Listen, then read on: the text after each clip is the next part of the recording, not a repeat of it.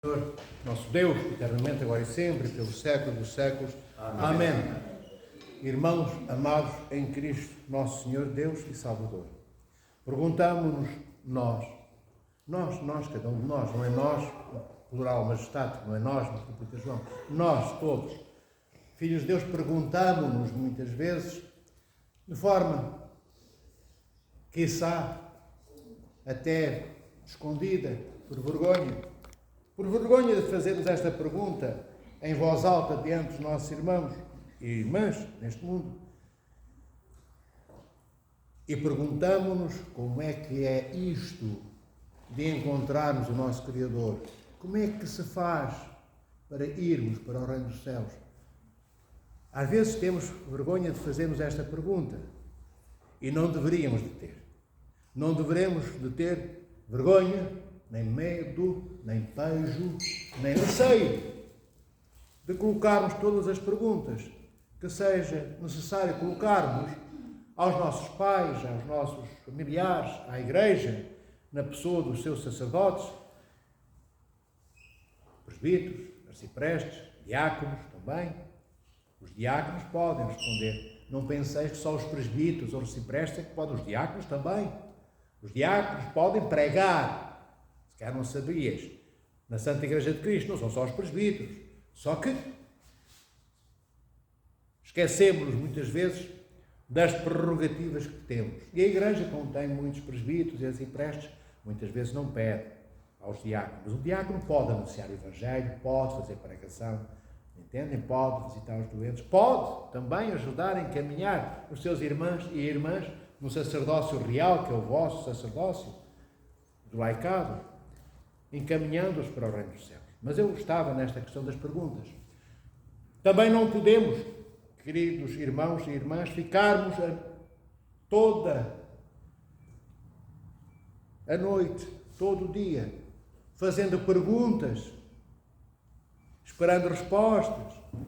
Às vezes temos acesso a essas mesmas respostas, muitas vezes não, ou porque não nos sabem responder, ou porque não têm boa vontade para nos esclarecer, ou porque nós fazemos a pergunta e não temos também amor, nem paciência, nem prudência suficientes para esperarmos que a resposta nos seja dada.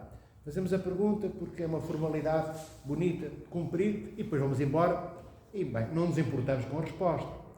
É importante termos respostas, amados irmãos, mas cuidado quando obtemos uma resposta. Quando temos acesso a uma resposta clara, cristalina, esclarecedora das nossas dúvidas, atentai. O que é que quer dizer atentai? Prestai atenção. Prestemos todos atenção. Nós somos culpados, responsáveis, sem dúvida, pelo nosso desconhecimento. Nós somos responsáveis pela nossa ignorância. Ser ignorante não é uma razão que Cristo aceite para podermos entrar no reino dos céus. Do género, eu maltratei o meu irmão, sim, mas eu não sabia, eu não fiz por mal. Isso não existe. Nós somos responsáveis pelo que conhecemos e pelo que desconhecemos. Pelo bem que fazemos, pelo mal que oferecemos. E pelo desconhecimento, pela ignorância toda que vivemos ao longo de nossas vidas. Mas, dizia eu, quando quando nos derem uma resposta às perguntas que nós queremos ver respondidas, quando o nosso desconhecimento já não for tão grande, tão assim, um tão vasto desconhecimento, quando estivermos mais esclarecidos, passaremos a ser ainda mais responsáveis também. Eu disse há pouco, nós somos responsáveis por não procurar a luz para iluminar as trevas da nossa vida. E as trevas da nossa vida são feitas por desconhecimento, amados irmãos. Desconhecimento no qual nós nos enredamos. Às vezes somos nós que nos aprisionamos no desconhecimento porque... Porquê?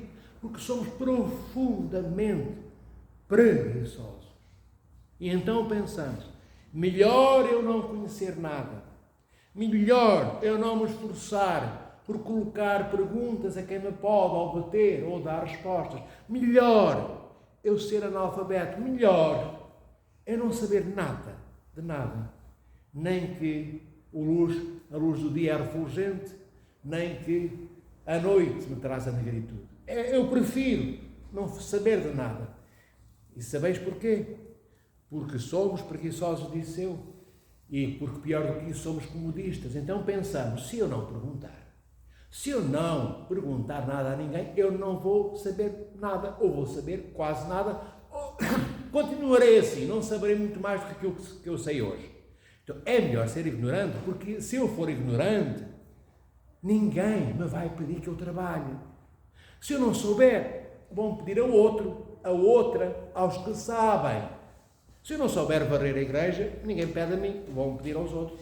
Se eu não souber limpar as paredes que estão com bolor de minha casa ou da casa dos meus irmãos, perguntarão a outro membro da família. Eu posso ir de férias, eu pelo menos posso dormir em paz, a sesta durante a tarde, porque outros trabalharão por mim.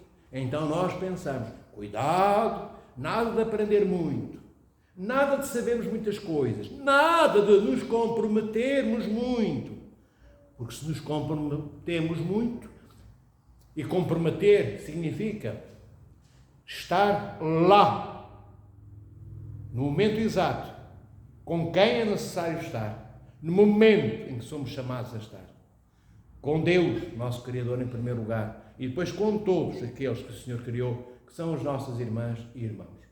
Então eu dizia, nós temos receio de nos comprometer, porque quando nos comprometemos alguma coisa sai de nós, gotas de suor, porque nos pedem para trabalharmos e cansamos-nos, enfim, estragamos a roupa, porque usamos a roupa para fazer os trabalhos que nos pedem, para ajudarmos os irmãos, irmãs, a família, isto e aquilo, outro. Sai dinheiro do bolso, que não sairia se eu fosse ignorante, se eu não sei fazer nada, ninguém me pede nada, não tenho que pegar no carro, meter gasóleo no carro, para ir acolá ter com uma família amiga ou com o meu irmão para vir à igreja, se eu não souber conduzir, só se alguém me levar. Se alguém me levar no carro deles, talvez ninguém me peça um dinheirito, eu não partilho sequer, enfim, a despesa do combustível, porque alguém me leva. Então, nós temos que romper, amados irmãos e irmãs, este ciclo vicioso na nossa vida. Nós, tantas vezes podíamos estar na igreja, como poderíamos estar no seio das nossas famílias. Acreditai que as famílias que não desejam encontrar-se no templo dominical, que é a Igreja de Cristo, como estamos aqui hoje, aqueles e aquelas que não têm muito enlevo, muita necessidade, que não se preocupam em estar dominicalmente presentes para verem como estão as outras famílias. Acreditai que, por muito que nos pareça que são muito próximos dos familiares deles ou delas, não é verdade, é pontual. Mesmo que hoje se visitem 2, 3 vezes no mês, durante o ano, são daquele tipo de famílias que depois só sabem que os familiares existem, depois já desconhecemos os nomes dos nossos tios e tias, depois já não nos encontramos todos os fins de semana para almoçar ou jantar com a família, enfim, digo, família mais abrangente, primos, sobrinhos, tias e tios e por aí fora, e avós. Não, esquecemos tudo e começamos a viver sozinhos. Então sozinhos, tão sozinhos que nos isolamos de tal forma que até nos divorciamos, separamos dos nossos filhos, do nosso marido, da nossa mulher, separamos-nos. Sabem porquê? Porque nos separamos de Cristo. Porque não temos o intuito, o amor abrasador, a necessidade de estar com aquele que nos criou. E eu comecei por vos dizer que nós temos vergonha, muitas vezes, de fazermos perguntas, porque temos receio de obtermos as respostas que não queremos ouvir. Nós gostaríamos de fazer perguntas para ficarmos bem vistos, diante das nossas famílias e diante de Deus, diante de toda a igreja. Mas gostaríamos de fazer essas perguntas, ficando bem vistos, mas gostaríamos mais ainda de não ter respostas. Porque então, eu perguntei, ninguém me disse nada, pronto, posso ir à minha vida. Já fiz o que tinha que fazer, cumpri o que tinha de cumprir, mas não é verdade. Teria cumprido uma formalidade, mas nós não fomos criados para atar apenas os atacadores dos sapatos. E mesmo quando eu ato um atacador da minha bota, não é uma mera formalidade, é uma formalidade que corresponde há uma necessidade. Se eu não atar o atacador, eu ando e sai-me a bota do pé. Entendem? Então temos que ter em atenção os atos que nós praticamos na nossa vida. Saber quais aqueles que nos conduzem à vida do nosso Criador. Não podemos viver de formalidades. Nós não somos taparoeiros de plástico. Já viram os taparoeiros? Há taparoeiros de todos os tamanhos, pequeninos, para levar comida, pouca comida, maiores, há todo tipo de tamanho. E são de plástico, muitos deles, ou 99%. Mas nós, amados irmãos e irmãs, não somos taparoeiros, não somos de plástico. Nós somos criados com a fibra da divindade de Deus, porque temos em nós o sopro da Trindade que nos deu quando o Criador nos criou, homem, que é homem e mulher. Então nós temos esta imagem e semelhança postas em nós por parte do Criador. Como eu disse aqui há tempos, não sei onde, Deus colocou um GPS. Sabe o que é um GPS que se põe nos carros para sabermos onde chegar quando desconhecemos o caminho? Deus colocou um GPS, entre aspas, na nossa alma, no nous, no nosso espírito, que está no coração. O nous está no coração. E eu chamo GPS porque o nous, dentro da alma, quer regressar ao Criador. É um poder para conhecermos a Deus, que Deus nos deu, para o conhecermos a Ele que nos criou, para voltarmos para Ele. Mas para isso temos que não ter medo de assumirmos quem somos. Nós somos da raça de Deus. Nós somos da espécie de Deus. Criemo-lo à nossa imagem e à nossa semelhança, diz o Criador no livro do Gênesis. Deus diz: criemos o homem à nossa imagem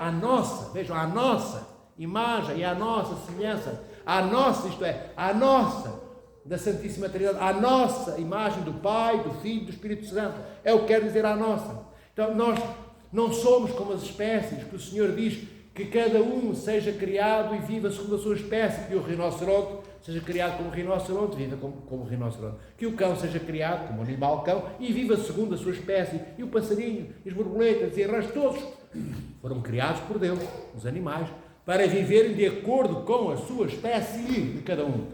E quando o homem quando Deus criou o homem, não diz que criemos o homem e que o homem viva, homem, já sabem, é sempre homem e mulher, e que o homem e a mulher vivam de acordo com a sua espécie animal.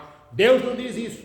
Diz: façamo-lo à nossa imagem e conforme a nossa semelhança. É o mesmo que dizer: façamos o homem da nossa raça, que ele seja da nossa espécie. Então nós somos da espécie de Deus e somos-lo mesmo. Porque padres da Igreja, como Gregório de Nice, São Gregório de Nazianzo, São Basílio Grande, São Macário de Egito, Santo Efraim Sírio, Santo Atanásio de Alexandria, todos eles dizem que nós estamos vocacionados a sermos deuses como Deus é Deus. Como Cristo é Deus, nós seremos, não na natureza divina, porque nós não somos parte integrante da Santíssima Trindade, mas seremos Deus como Deus é, na semelhança com Deus. E como é que somos semelhantes? Amando da forma parecida àquela como Deus ama. Sermos generosos como Cristo foi generoso. Amarmos como Cristo amou. Perdoarmos como Cristo perdoou. Ele foi até à cruz pelas nossas culpas, amados irmãos e irmãs. Cristo subiu à cruz pelos nossos pecados e Ele subiu nas asas do amor da inocência que tinha junto de seu Pai e foi lá buscar tudo o que era mau, feio, de todas as épocas, de todas as eras, os pecados de todos os homens, de todos os tempos, e o Senhor transforma os nossos pecados em pérolas de vida. E granjeou-nos o reino dos céus, conseguiu-nos o reino dos céus. Então, sejamos como Deus é. É o que Deus quer, que nós sejamos parecidos com Ele. Claro, não é de um dia para o outro, isto começa-se hoje. Há estas crianças, como a Alice, os mais pequeninos, sois mães, sois pais, os vossos filhos, não começaram a correr, não foram atletas olímpicos, 100 metros, quando saíram do ventre das mães, começaram a dar passo nenhum. Nem seguram a cabeça no colo, tem que a mãe pôr a mão por trás da cabeça para o pescoço não cair, ver. Depois fica com o pescocinho de pé, depois dá uns passinhos, depois começa a andar, depois mais tarde corre. As crianças são assim, mas elas começam. Não vedes nenhuma criança com... Olha, imaginem, uma criança que chega aos 80 anos e nunca quis andar, que nunca quis sentar à mesa, que nunca quis estar com os amigos. Não! Deixamos de ser crianças a certa altura, porque passamos para outras etapas da nossa vida, onde somos chamados a uma responsabilidade maior, e depois maior como pais, e maior como avós, e maior, antes da morte. Esta vida é para nos prepararmos para sermos idóneos, maduros, amadurecidos, antes de tocarmos com a mão dentro do nosso túmulo, antes que a porta do caixão ou a tampa se abram para nos engolir, que nós tenhamos a certeza que o caixão não nos mete medo.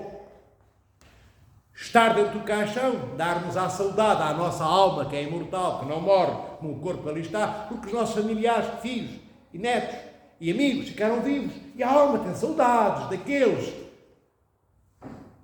junto dos quais ela estava. Mas, amados irmãos e irmãs, hoje não vamos adensar-nos na vida para além do túmulo, mas um destes dias quererei abordar convosco. É necessário que nós saibamos onde é a nossa casa para chegarmos lá daqui a uma hora, e temos que saber quais são as curvas, à direita ou à esquerda, que temos de cumprir para chegarmos a casa. Também temos que saber que para chegarmos à casa do nosso Pai, que é Criador, que nos criou, temos que passar por essa curva, onde está um túmulo, onde há um caixão à nossa espera. E é importante que saibamos como não ficar ali, naquela curva, dentro daquele buraco, para sempre. O Senhor vos proteja, vos guarde e vos traga a mansidão própria que habitava Cristo. No coração de Cristo habitava a mansidão, a suavidade de Deus seu Pai. Que nós também sejamos portadores, isto é, transportadores de paz, de serenidade, sejamos geradores de afago, aconchego, carinho, ternura, afeto, festinhas. Pudéssemos nós reagir quando o irmão nos toca o rosto, ao menos como um gato que se encosta à minha perna quando eu lhe passo a mão no pelo. Sejamos dóceis, como os animais são. Temos tanto a aprender com as outras criaturas de Deus, amados irmãos e irmãs, para um dia podermos saber cuidar de nós e cuidarmos dos animais que Deus criou, e cuidarmos dos nossos filhos, e cuidarmos do amor de Deus, que Deus pôs como um vaso precioso dentro da nossa alma, dentro do nosso coração, diante do nosso olhar, no horizonte que temos que percorrer ao longo da nossa vida. E agora sim, o Senhor vos proteja, vos abençoe, vos guarde. Rezem por todos os vossos irmãos e irmãos, por toda a Igreja. Rezem por todos, para que Deus proteja a todos aqueles que vós amais e que vos amam. Para que Deus proteja a todos aqueles que vós, se calhar, tendes dificuldade em amar e que não vos amam. Pedi a Deus que proteja a beleza das flores e que, da mesma forma que protege a beleza das flores, proteja a beleza que fomos chamados a viver. Nós somos jardins criados por Deus e deveríamos despontar nesses jardins como flores criadas pelo Senhor nosso Deus, com a beleza das flores que é suposto encontrar num jardim. Deus espera que cada um de nós possa florescer, florir. Lembrem-se da imagem. Imaginem cada um de nós florindo, como uma flor na primavera, florindo de amor, de perdão, de generosidade. Toda a imagem visível e limpa de Deus em nós. E nós todos, apaixonados por Deus, queremos ser cada vez mais semelhantes a Ele. Glória a Ti, ó Cristo, nosso Deus e nossa esperança. Glória a Ti. Glória ao Pai, ao Filho e ao Espírito Santo, eternamente, agora e sempre, pelos séculos dos séculos.